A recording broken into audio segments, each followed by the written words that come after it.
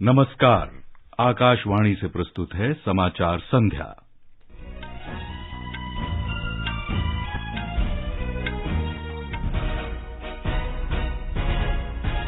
मुख्य समाचार। मुख्य सचिवों का पहला राष्ट्रीय सम्मेलन आज हिमाचल प्रदेश के धर्मशाला में शुरू। प्रधानमंत्री कल 3 दिवसीय सम्मेलन की अध्यक्षता करेंगे। सरकार ने कहा, पेट्रोल और डीजल की अतिरिक्त मांग को पूरा करने के लिए देश में पर्याप्त मात्रा में भंडार उपलब्ध। केंद्र सरकार पेंशन और पेंशनभोगी कल्याण विभाग आर्टिफिशियल इंटेलिजेंस आधारित सक्षम कॉमन सिंगल पेंशन पोर्टल का शुभारंभ करेगी। सूरत में इस्पात धातु की तलछट से निर्मित पहले 6 लेन वाले राजमार्ग का उद्घाटन। ब्रिक्स देशों के राष्ट्रीय सुरक्षा सलाहकारों की 12वीं बैठक आज वर्चुअल माध्यम से होगी। आसियान देशों के विदेश मंत्रियों की बैठक कल नई दिल्ली में होगी। जल शक्ति मंत्रालय बांध सुरक्षा कानून 2021 पर राष्ट्रीय कार्यशाला का आयोजन कल नई दिल्ली में करेगा। और जकार्ता में इंडोनेशिया ओपन बैडमिंटन प्रतियोगिता में एचएस प्रणॉय लक्ष्य सेन को हराकर दूसरे दौर में पहुंचे।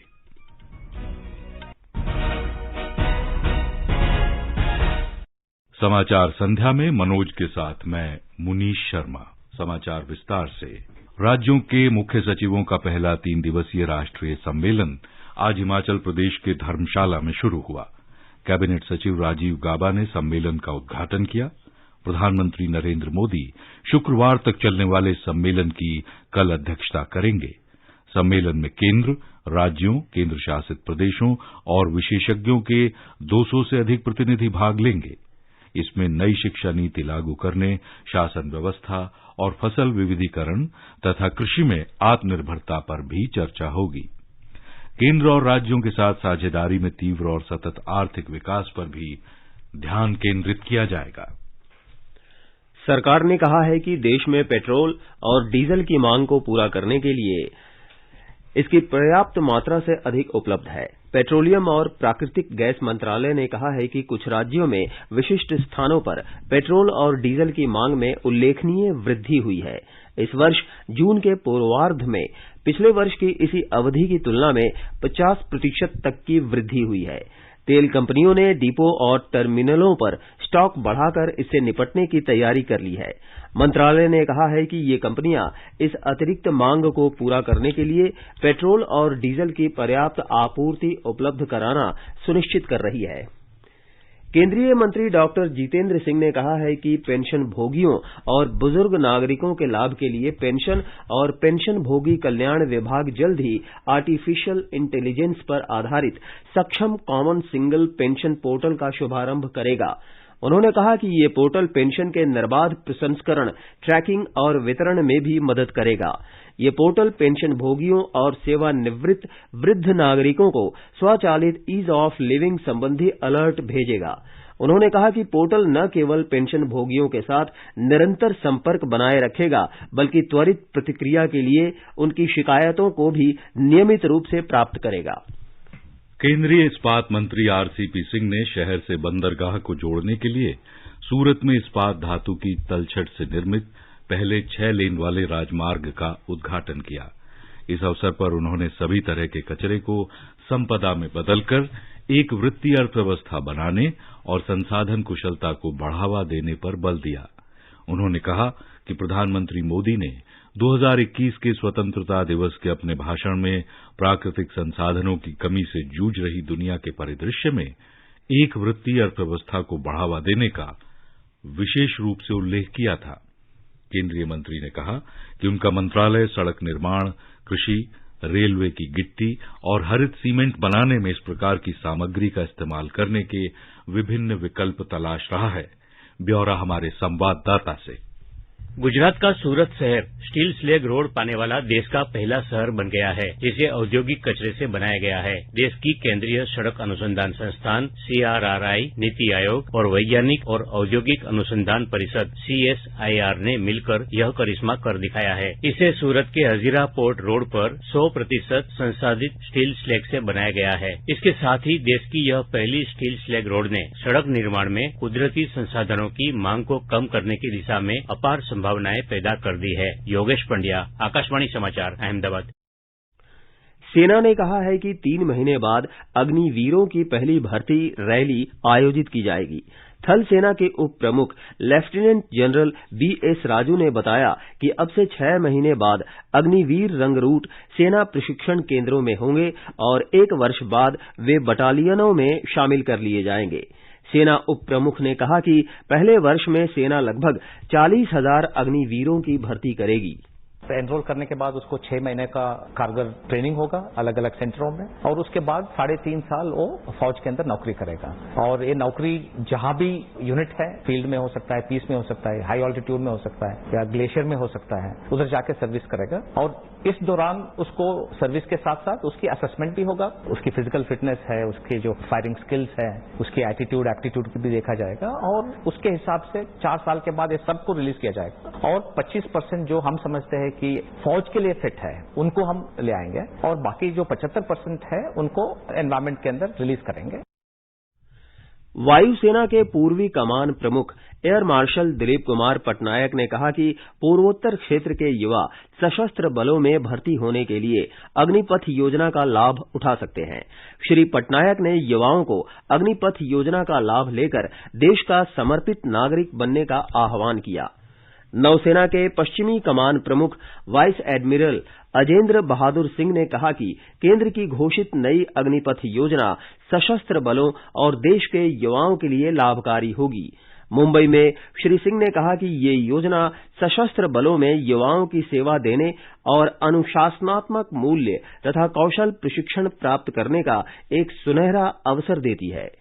ये सभी युवाओं के लिए एक नया अपॉर्चुनिटी है और ये सबके लिए विन विन सिचुएशन है। इसमें जो देश के युवा है वो भारतीय नौसेना में नौकरी कर सकेंगे, उसके जो स्किल है वो अडॉप्ट कर सकेंगे और जो स्किल सेट्स है उसको इम्बाइब कर सकेंगे। I think this is a beautiful scheme for all the youth of the country. Bengaluru में वायुसेना प्रशिक्षण कमान के प्रमुख एयर मार्शल मानवेंद्र सिंह ने कहा है कि सभी पात्र युवा धनार्जन करेंगे और कौशल भी अर्जित करेंगे। इन युवाओं को 4 वर्षों की सेवा की समाप्ति के बाद अपना व्यवसाय शुरू करने के लिए 11 लाख रुपए मिलेंगे। वायुसेना में अपनी सेवा के दौरान उन्हें पैराग्लाइडिंग और अन्य एडवेंचर्स करने का एक अवसर मिलेगा। योजना की अधिसूचना के 90 दिनों के बाद समूचे देश में 250 भर्ती केंद्रों पर अग्निवीरों की भर्ती शुरू हो जाएगी।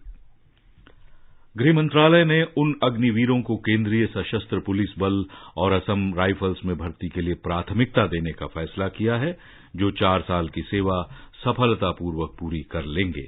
गृहमंत्री अमित शाह ने अग्निपथ योजना को प्रधानमंत्री नरेंद्र मोदी का दूरदर्शी फैसला बताया है। उधर मध्य प्रदेश के मुख्यमंत्री शिवराज सिंह चौहान ने घोषणा की है कि ऐसे सिपाही जो अग्निपथ योजना में अपनी सेवाएं देंगे, उन्हें मध्य प्रदेश पुलिस में भर्ती के लिए प्राथमिकता दी जाएगी। मैं युवाओं को आह्वान करता हूं, वे इस सेवा के अंतर्गत भर्ती के लिए आगे आएं, परीक्षा दें, सफल हो, देश की सीमाओं की सुरक्षा करें, अपने जीवन को सफल और सार्थक करें। 4 साल के बाद ऐसे जवान जो अग्निपथ योजना के अंतर्गत सेना में भर्ती होंगे, जिनको अग्निवीर कहा जाएगा, उन अग्निवीरों को मध्य प्रदेश पुलिस की भर्ती में भी हम प्राथमिकता देंगे। शिक्षा मंत्रालय अग्निवीरों की भविष्य की करियर संभावनाओं को आगे बढ़ाने के लिए 3 वर्षीय विशेष कौशल आधारित स्नातक डिग्री कार्यक्रम शुरू कर रहा है। ये कार्यक्रम सेवारत रक्षा कर्मियों को विभिन्न नौकरियों के लिए तैयार करने के उद्देश्य से बनाया गया है।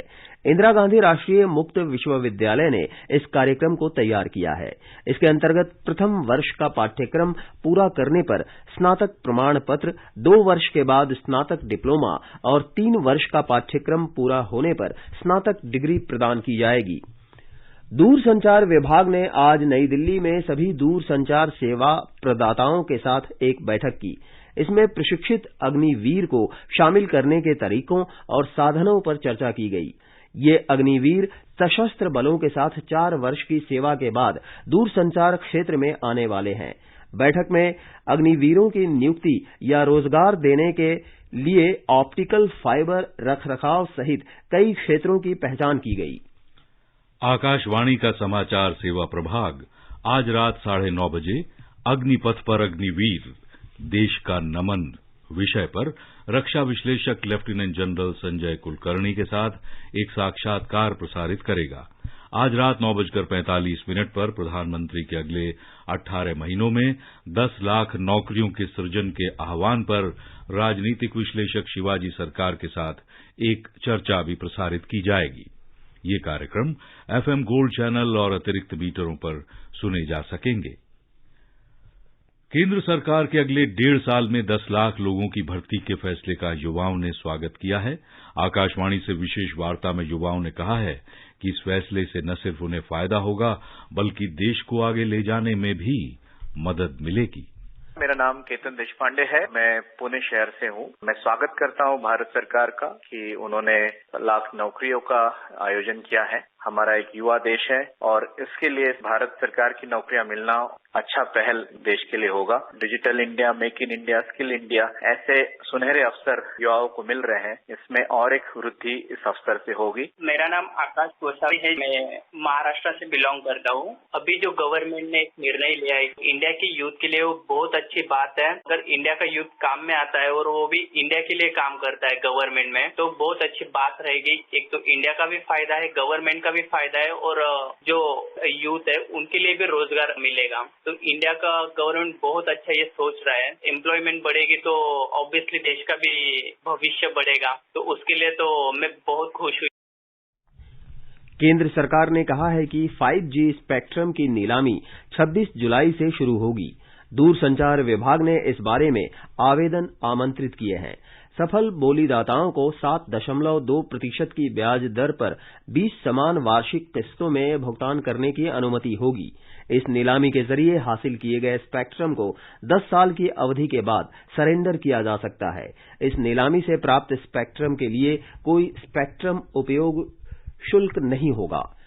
केंद्रीय मंत्रिमंडल ने 5G स्पेक्ट्रम की नीलामी के दूरसंचार विभाग के प्रस्ताव को मंजूरी दे दी है। ये नीलामी अगले महीने के अंत में होगी। 20 साल की वैधता अवधि के साथ कुल 72,000 मेगाहर्ट्ज से अधिक स्पेक्ट्रम की नीलामी की जाएगी। ये वर्तमान 4G सेवाओं की तुलना में लगभग 10 गुना बेहतर होगी। 2014 में 10 करोड़ ग्राहकों की तुलना में आज ब्रॉडबैंड के 80 करोड़ ग्राहक हैं। राष्ट्रपति रामनाथ कोविंद ने आज गोवा की राजधानी पणजी के पास दोनापावला में एक नए राजभवन की आधारशिला रखी। नए भवन के निर्माण में वर्षा जल संचयन जैसे उपायों के जरिए जलवायु परिवर्तन के प्रभाव को कम करने का प्रयास किया जाएगा। राज्यपाल और मुख्यमंत्री ने नए भवन के निर्माण के लिए राष्ट्रपति द्वारा की गई पहल के लिए उनका आभार व्यक्त किया है। निर्वाचन आयोग ने देश के 16वें राष्ट्रपति के चुनाव के लिए अधिसूचना जारी कर दी है। नामांकन 29 जून तक भरे जा सकेंगे। राष्ट्रपति चुनाव के लिए मतदान होगा 18 जुलाई को और मतगणना 21 जुलाई को। राष्ट्रपति रामनाथ कोविंद का कार्यकाल 24 जुलाई को खत्म हो रहा है। राष्ट्रपति चुनाव में संविधान के अनुसार आनुपातिक प्रणाली के तहत गुप्त मतदान होता है। राष्ट्रपति का चुनाव एक निर्वाचक मंडल द्वारा किया जाता है जिसमें लोकसभा, राज्यसभा और राज्य विधानसभाओं के निर्वाचित सदस्य होते हैं। इनमें दिल्ली और पुदुच्चेरी विधानसभाओं के निर्वाचित सदस्य भी शामिल हैं। उधर विपक्षी दलों की एक बैठक आज नई दिल्ली में हुई जिसमें राष्ट्रपति चुनाव के लिए उम्मीदवार खड़ा करने के विषय पर व्यापक चर्चा की गई। ये बैठक पश्चिम बंगाल की मुख्यमंत्री ममता बनर्जी के बुलावे पर हुई थी जिसमें 17 विपक्षी दलों के प्रतिनिधि शामिल हुए। इन दलों में Congress party, Rashtrawadi Congress party, Samajwadi party, DMK party, Shiv Sena, People's Democratic Party, National Conference, Rashtriya Janata दल, झारखंड मुक्ति मोर्चा, जनता दल सेक्युलर और सभी वाम दल शामिल हुए। ये समाचार हमारी वेबसाइट newsonair.com/hindi और हमारे mobile app news on AIR पर भी उपलब्ध हैं। प्रगति पथ पर आगे बढ़ रहा है भारत। दृढ़ संकल्प के साथ विश्व स्तर पर बुलंद छवि गढ़ रहा है भारत। करदाताओं के मजबूत इरादों और निरंतर योगदान से सफलता का गगन चूम रहा है भारत। उन्नति के मार्ग पर सबको साथ लेकर चल रहा है भारत। हमारा कमिटमेंट सिर्फ और सिर्फ विकास के लिए है, तेज गति के विकास के लिए है। जी हाँ, देश के तेज विकास के लिए हम सबका निरंतर योगदान बेहद आवश्यक है। इसलिए सभी करदाता वित्तीय वर्ष 2022-23 के लिए अपने एडवांस टैक्स की पहली किश्त 15 जून तक जमा करें। कंपनीज, कॉर्पोरेट्स, सैलरीड एम्प्लॉइज या फिर वो व्यक्ति और संस्थाएं जिनकी TDS या TCS कटने के बाद भी कर देता 10,000 रूपए या उससे अधिक है, उनके लिए एडवांस टैक्स देना अनिवार्य है। वो एडवांस टैक्स की पहली किश्त का भुगतान 15 जून 2022 तक अवश्य करें और देश की तरक्की में साझेदार बने। अधिक जानकारी के लिए www.incometax.gov.in पर जाएं। प्रत्येक आयकरदाता एक राष्ट्र निर्माता, आयकर विभाग द्वारा जनहित में जारी। बनना चाहते हैं देश की शान, भरना चाहते हैं एक ऊंची उड़ान, तो शामिल हो जाइए भारतीय वायुसेना में और करिए देश की रक्षा। भारतीय वायुसेना आयोजित कर रहे हैं FCAT एग्जाम, जिसमें शामिल होकर आप भी बन सकते हैं देश का गौरव। आज ही लॉग इन कीजिए careerindianairforce.cdac.in। पंजीकरण का समय 1 से 30 जून। समाचार संध्या में आपका फिर स्वागत है। आगे बढ़ने से पहले मुख्य समाचारों पर एक नजर। मुख्य सचिवों का पहला राष्ट्रीय सम्मेलन आज हिमाचल प्रदेश के धर्मशाला में शुरू। प्रधानमंत्री कल 3 दिवसीय सम्मेलन की अध्यक्षता करेंगे। सरकार ने कहा, पेट्रोल और डीजल की अतिरिक्त मांग को पूरा करने के लिए देश में पर्याप्त मात्रा में भंडार उपलब्ध है। केंद्र सरकार पेंशन और पेंशनभोगी कल्याण विभाग आर्टिफिशियल इंटेलिजेंस आधारित सक्षम कॉमन सिंगल पेंशन पोर्टल का शुभारंभ करेगी। सूरत में इस्पात धातु की तलछट से निर्मित पहले 6 लेन वाले राजमार्ग का उद्घाटन। ब्रिक्स देशों के राष्ट्रीय सुरक्षा सलाहकारों की 12वीं बैठक आज वर्चुअल माध्यम से होगी। आसियान देशों के विदेश मंत्रियों की बैठक कल नई दिल्ली में होगी। जल शक्ति मंत्रालय बांध सुरक्षा कानून 2021 पर राष्ट्रीय कार्यशाला का आयोजन कल नई दिल्ली में करेगा और जकार्ता में इंडोनेशिया ओपन बैडमिंटन प्रतियोगिता में HS प्रणॉय लक्ष्य सेन को हराकर दूसरे दौर में पहुंचे। क्या आप कॉम्पिटिटिव एग्जाम्स की तैयारी कर रहे हैं? आपके लिए ऑल इंडिया रेडियो लाया है प्रोग्राम अभ्यास, एक ऐसा कार्यक्रम जहां आप सवाल भेजते हैं व्हाट्सएप नंबर 9289094044 पर या फिर ईमेल करते हैं abhyas.airnews@gmail.com पर। आपके सवालों के जवाब हमारे एक्सपर्ट देते हैं हर शनिवार रात 9:30 बजे। इस बार का विषय है इंडियन सोसाइटी, भारतीय समाज, और सवाल भेजने की अंतिम तारीख है 15 जून। आपका अभ्यास हमारा प्रयास।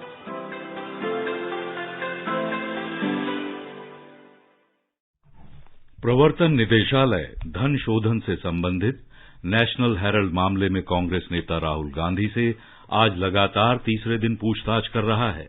निदेशालय ने कल करीब 10 घंटे तक श्री गांधी से पूछताछ की थी। धन शोधन निवारण अधिनियम के तहत कई सत्रों में श्री गांधी का बयान दर्ज किया गया। कांग्रेस के शीर्ष नेता और कार्यकर्ता सोमवार से राष्ट्रीय राजधानी में प्रदर्शन कर रहे हैं। इस बीच भारतीय जनता पार्टी ने कांग्रेस पार्टी कार्यकर्ताओं के हिंसक व्यवहार पर सवाल उठाए हैं। पार्टी के राष्ट्रीय प्रवक्ता डॉक्टर सुधांशु त्रिवेदी ने कहा कि कांग्रेस पार्टी हिंसा की आड़ में भ्रष्टाचार को छिपाने का प्रयास कर रही है। हाईकोर्ट के निर्देश के ऊपर ही कार्रवाई हुई और हाईकोर्ट के निर्देश पर ही उनको बेल लेनी पड़ी। तो एक वो दौर था, तब कांग्रेस अध्यक्ष ने कहा था कि हमारे नेता की विराटता, और आज अगर ये कहा जाए कि जिस प्रकार की हरकतें विगत 3 दिनों से दिखाई पड़ रही हैं और हिंसा की आड़ लेकर भ्रष्टाचार को छुपाने का प्रयास हो रहा है, तो कितनी लघुता, कितना छोटापन नेतृत्व का दिखाई पड़ रहा है। यह साफ दिख जाता है कि गांधी के दौर से सोनिया गांधी जी और राहुल गांधी जी के दौर तक आते आते कांग्रेस कितनी छोटी और कितनी बौनी होती चली जा रही है। उपराष्ट्रपति एम वेंकैया नायडू ने मानवता की प्रगति के लिए विश्व शांति के महत्व पर बल दिया है। श्री नायडू ने आज नई दिल्ली में कहा कि एक सभ्य समाज में आतंकवाद, विभाजनकारी सोच और घृणा फैलाने वालों के लिए कोई स्थान नहीं है। उन्होंने कहा कि धर्मनिरपेक्ष देश में किसी भी धर्म विशेष के खिलाफ अभद्र भाषा या अपमानजनक टिप्पणी को स्वीकार नहीं किया जा सकता है। उपराष्ट्रपति ने कहा कि भारतीयों को न केवल अपनी संस्कृति पर गर्व है, बल्कि सभी संस्कृतियों और धर्मों का सम्मान भी करते हैं। उन्होंने किसी भी धर्म या धार्मिक प्रतीक को बदनाम करने की निंदा की। श्री नायडू ने कहा कि ये भारतीय संस्कृति के खिलाफ है। ब्राजील, रूस, भारत, चीन और दक्षिण अफ्रीका ब्रिक्स देशों के राष्ट्रीय सुरक्षा सलाहकारों की 12वीं बैठक आज वर्चुअल माध्यम से होगी। चीन के विदेश मंत्रालय के प्रवक्ता वांग वेबिन ने कहा कि ब्रिक्स देशों के बीच राजनैतिक और सुरक्षा सहयोग बढ़ाने के लिए ये बैठक महत्वपूर्ण है। इस बैठक में ब्रिक्स देशों के राष्ट्रीय सुरक्षा सलाहकार राष्ट्रीय सुरक्षा और शासन में नए खतरों तथा चुनौतियों समेत कई मुद्दों पर चर्चा करेंगे। भारत कल से शुरू होने वाली आसियान देशों के विदेश मंत्रियों की एक विशेष बैठक की मेजबानी करेगा। भारत पहली बार बैठक की मेजबानी कर रहा है।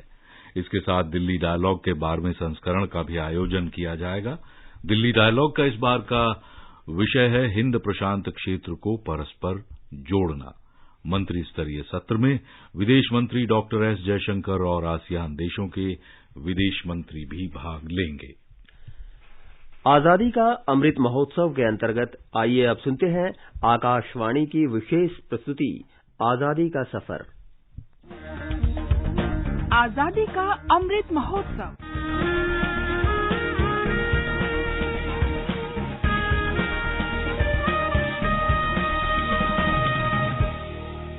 आजादी का सफर आकाशवाणी समाचार के साथ। एक राष्ट्र का उदय, भारत का गौरवशाली स्वतंत्रता संग्राम आधुनिक विश्व में घटित महानतम संघर्षों में एक है।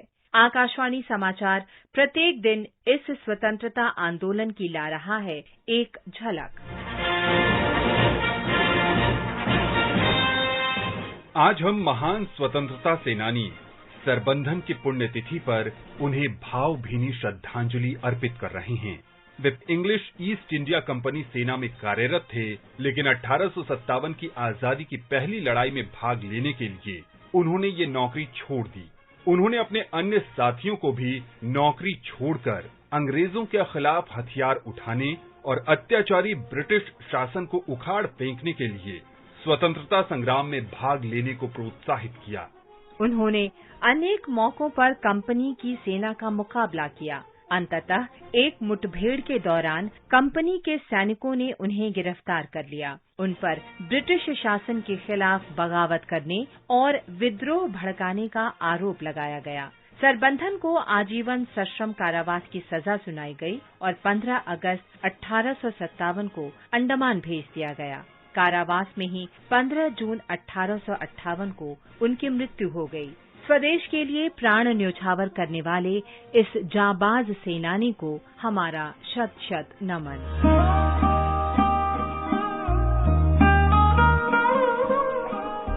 15 जून हरिलाल शाह की भी पुण्यतिथि है। हरिलाल शाह ने मई 1930 में धरसाना नमक सत्याग्रह में भाग लिया था। गांधी जी ने धरसाना में नमक सत्याग्रह में भाग लेने का फैसला किया। उन्होंने वायसराय इरविन को अपनी योजना के बारे में लिखा। गांधी जी को सत्याग्रह में भाग लेने से रोकने के लिए 4 मई 1930 को गिरफ्तार कर लिया गया और पूना के निकट हिरासत में रखा गया। धरसाना सत्याग्रह गांधी जी की योजना के अनुसार संचालित किया गया। अब्बास तैयब जी ने कस्तूरबा गांधी के सहयोग से मार्च का नेतृत्व किया। इन दोनों को धरसाना पहुंचने से पहले ही गिरफ्तार कर लिया गया और 3 महीने जेल की सजा सुनाई गई। इनकी गिरफ्तारी के बाद हरिलाल शाह सहित सत्याग्रहियों ने सरोजनी नायडू के नेतृत्व में सत्याग्रह और रैली जारी रखी। सरोजनी नायडू ने सत्याग्रहियों का आह्वान किया, आप किसी भी परिस्थिति में हिंसा का सहारा नहीं लेंगे। आपको पीटा जाएगा, लेकिन आप इसका प्रतिकार नहीं करेंगे। आप हमले से बचने के लिए हाथ तक नहीं उठाएंगे। जैसी की आशंका थी, सशस्त्र सैनिकों ने सत्याग्रहियों को स्टील की मूठ वाली लाठियों से पीटा। 22 मई 1930 की घटना में हरिलाल शाह सहित अनेक सत्याग्रही बुरी तरह घायल हुए। बाद में चोट की वजह से 15 जून 1930 को हरिलाल की मृत्यु हो गई। स्वदेश की स्वतंत्रता के लिए प्राण न्योछावर करने वाले इस साहसी सपूत को हमारा कोटि कोटि नमन।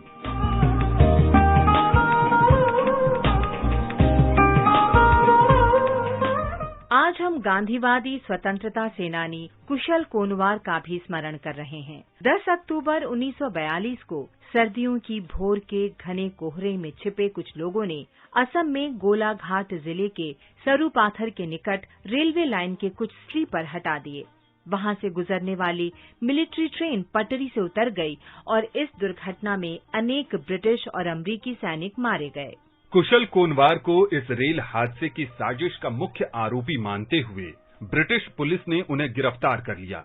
15 जून 1943 की सुबह 4:30 बजे कुशल कोनवार को जोरहाट जेल में फांसी दे दी गई। इस महान देशभक्त को आकाशवाणी समाचार का शत शत नमन।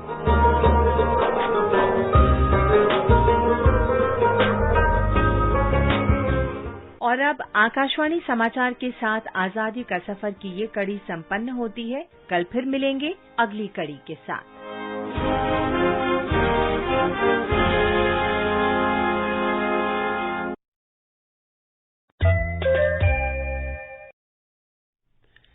जल शक्ति मंत्रालय कल नई दिल्ली में बांध सुरक्षा अधिनियम 2021 पर एक राष्ट्रीय कार्यशाला आयोजित करेगा।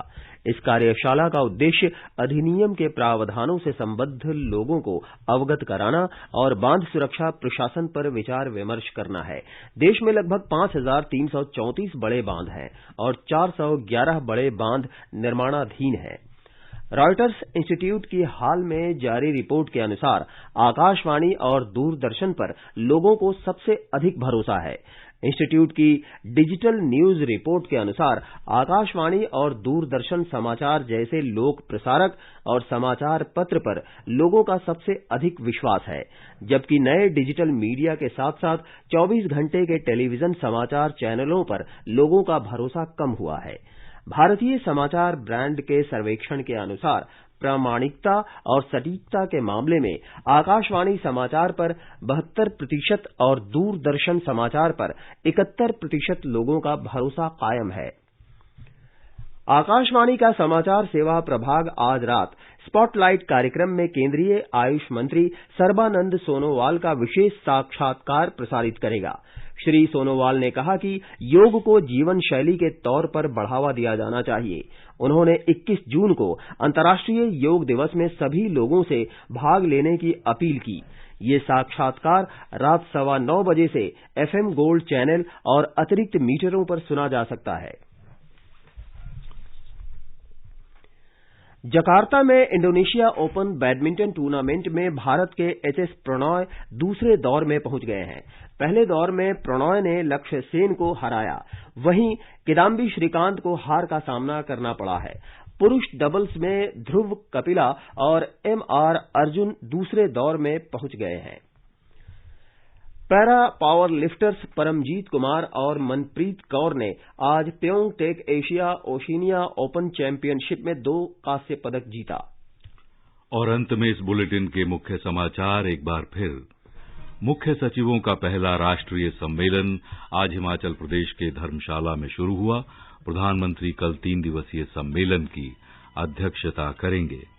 सरकार ने कहा, पेट्रोल और डीजल की अतिरिक्त मांग को पूरा करने के लिए देश में पर्याप्त मात्रा में भंडार उपलब्ध है। केंद्र सरकार पेंशन और पेंशनभोगी कल्याण विभाग आर्टिफिशियल इंटेलिजेंस आधारित सक्षम कॉमन सिंगल पेंशन पोर्टल का शुभारंभ करेगी। सूरत में इस्पात धातु की तलछट से निर्मित पहले 6 लेन वाले राजमार्ग का उद्घाटन हुआ। ब्रिक्स देशों के राष्ट्रीय सुरक्षा सलाहकारों की 12वीं बैठक आज वर्चुअल माध्यम से होगी। आसियान देशों के विदेश मंत्रियों की बैठक कल नई दिल्ली में होगी। जल शक्ति मंत्रालय बांध सुरक्षा कानून 2021 पर राष्ट्रीय कार्यशाला का आयोजन कल नई दिल्ली में करेगा। और जकार्ता में इंडोनेशिया ओपन बैडमिंटन प्रतियोगिता में एचएस प्रणॉय लक्ष्य सेन को हराकर दूसरे दौर में पहुंच गए हैं। और इसके साथ ही समाचार संध्या का ये अंक समाप्त हुआ। नमस्कार। सरकार की स्पीड की सरकार। देश में आजादी के बाद से सबसे ज्यादा स्पीड से एम्स और आईआईएम्स का हुआ निर्माण। देश में बने 60 नए हवाई अड्डे। जो काम हुए हैं उन कामों को अगर लेखा जोखा ले तो आपको अचरज होगा कि देश की रफ्तार क्या है, गति क्या है, प्रगति कैसे आगे बढ़ रही है। 8 साल सेवा, सुशासन, गरीब कल्याण।